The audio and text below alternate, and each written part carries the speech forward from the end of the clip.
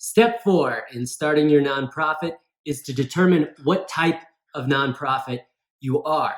There are two main types of nonprofits: public charities and private foundations. This is a huge fork in the road that will define your nonprofit. It'll define your operations, it will define what you do, and very importantly, it will define how the IRS treats you. So take this decision seriously. I'm Mark Lyda from Lyda Law Firm. Let's get started.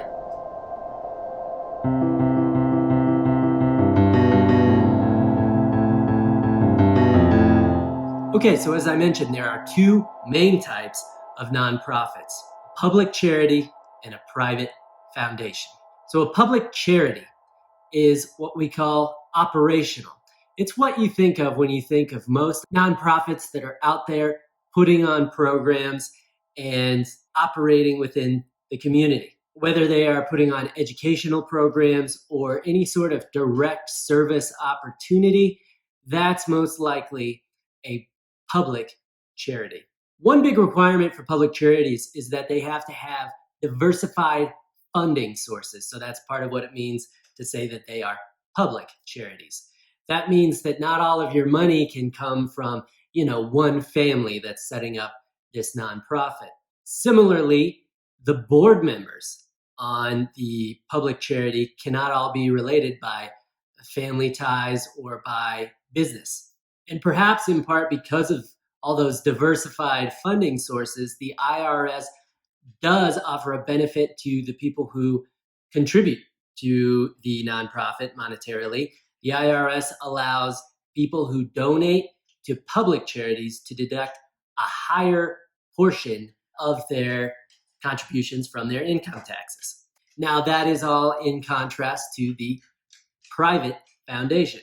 Private foundation, you probably hear of private foundations funding other nonprofits or underwriting NPR, things like that. They're private foundations because they can be funded by one central source, like one family, and that's why often foundations are named after families.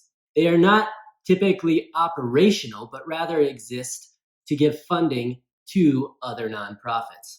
Now, because they are private, not only can the funding be centralized, but the board membership can be they can be all members of the same family, for example, and often they are. But there is some more IRS scrutiny with private foundations because due to the lack of funding sources and the fact that, it can be all family members on the board, the IRS gives that kind of extra level of scrutiny to private foundations just to make sure that the private foundation is not being used by a wealthy family as a slush fund, and the money is actually being used for tax-exempt charitable purposes. As part of that IRS scrutiny, private foundations are also required to give away 5% of their assets each year to charity. There is a third type of nonprofit that is really just a hybrid of the two main types of nonprofits.